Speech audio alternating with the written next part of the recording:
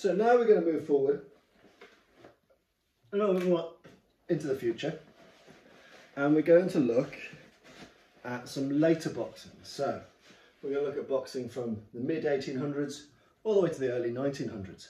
Now what you've seen in the last video is a Mendoza guard, elbows tucked in, hands like so. Now Mendoza was relatively unique for the time because many boxers still had an elongated guard. So they would stand a bit more akin to a fencer, so the feet in an L shape, so the rear leg pointing that way and the front leg on target, like so. They'd bend the knees a little. The rear hand, often the right hand, would cover the mark or the solar plexus, and the lead hand would often be supinated and extend like so. So we've got our hand like this. So you can see, nice and simple, elongated boxing. You notice that the profile, for many, is very side on. Some are front on, but many are side on. So I'm almost somewhat bladed, somewhat fencer-like, like so. And I've got this extended guard here. Now in later pugilism, that continues. And there are some differences in the technique that characterise that later pugilism. The pugilism of Ned Donnelly, Alison Wynne, hundreds and hundreds of different pugilists. Okay, but often now we're working in a gloved era. Either we're using mufflers or gloves for training, or we're using gloves to fight in. Now the gloves are a lot smaller than the gloves we see today, but they're still gloves, and that makes a good deal of difference in how we defend and how we attack. So in this particular position, what we're going to look at is we're going to have our right hand covering our mark, supinated here, so covering our solar plexus. And our lead hand, we're going to have it supinated, and we're going to have it raised somewhat up. Some people have it relatively level, some have it somewhat up, like so, but it's still tight to my body. I'm having good elbow discipline here. So I've got my hands like so. Now the difference we see in this style of pugilism is often in the use of the legs and the use of the lunge, in that we're getting longer, more elaborate strikes. So we're getting strikes from here and we're lunging. So we're lunging with that blow. So from here, we lunge forward and we strike. And again, we're essentially emulating a fencer's lunge. So our lead off, our lead hand strike is here. We're in a drop step, so our body weight is dropped, my rear leg is straight, and I've emulated a lunge. So if I go all over here, I've lunged. You see, my body weight has dropped. I've lunged to make that strike happen. We also see a good degree of milling, so we see movement of the hands. So the hands are moving. So again, from this guard, it's not just a static guard, it's moving. And I will do a few more steps than would have been traditional in earlier boxing. So I would have done, again, side steps. I would have slipped punches, so I would have leaned back. I would have done lots of techniques that are a lot more familiar to today's boxing than the boxing of yesteryear. So if we're looking for a mid to late Victorian style or early Edwardian, our rear hand's here, tucked into our solar plexus, our lead hand's forward. When we're striking with our lead hand, we're getting quite a decent bit of lunge action.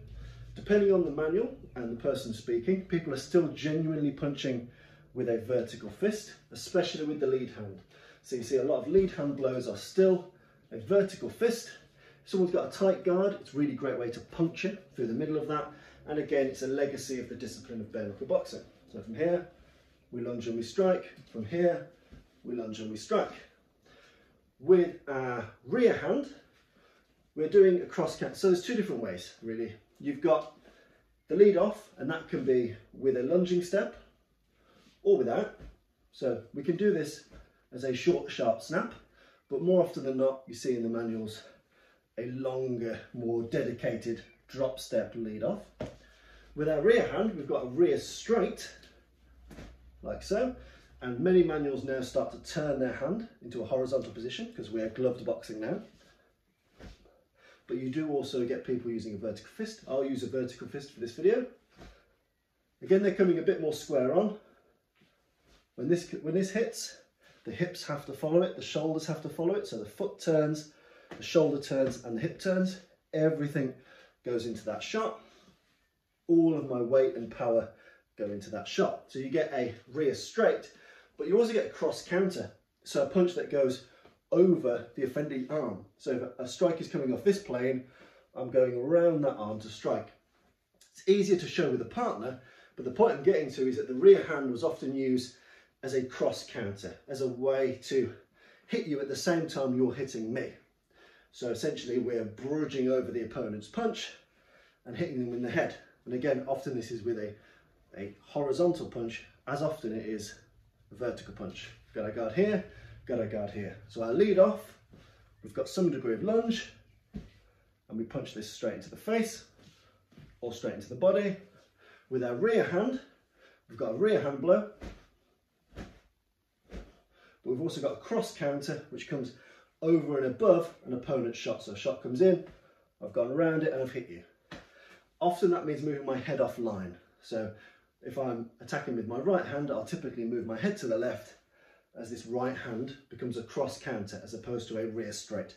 A rear straight does exactly what it says on the tin. A cross counter means that my arm is typically crossing over another blow to hit you in the head. As I mentioned, we've got a lot more milling. Our blocks are still very similar to what we saw in the early days. So we're still seeing blocks that come up high, like so, using the outer part of the forearm to block high. We're seeing blocks that chop down low. Okay, so you're still seeing plenty of this action going on. What you're also seeing is stops. So because we've got a glove now, the open part of the glove. So for example, I might catch your punch and hit you. Catch your punch and hit you. So the catch and hit is something you see quite a lot. Catch and hit, catch and hit. You also still see a lot of barring the mark. So using your forearm to essentially bar the mark, you're barring this solar plexus. So if it's already here, I don't need to defend it, I've barred it. You can't really access some of the more painful bits like my liver or my spleen or my solar plexus because I've barred the mark. So I might punch, making sure I've barred the mark here. Punch, making sure I've barred the mark there. So again, even the default stance is barring the mark as we move, okay? So you get these things rather often. You're still seeing lots of parry riposte movements. So I might parry and hit at the same time. I'll slow that down, parry and hit at the same time. Or I might parry down low and hit up high. So again, you're seeing lots of simultaneous attacks and defences. So again, as we can see, as boxing develops, the punches develop a little bit. They are longer, they're more advanced, I can reach more. If I'm bare-fisted and I do that long reaching hand, I have to have much better discipline. Whereas I can be a bit more casual in a glove.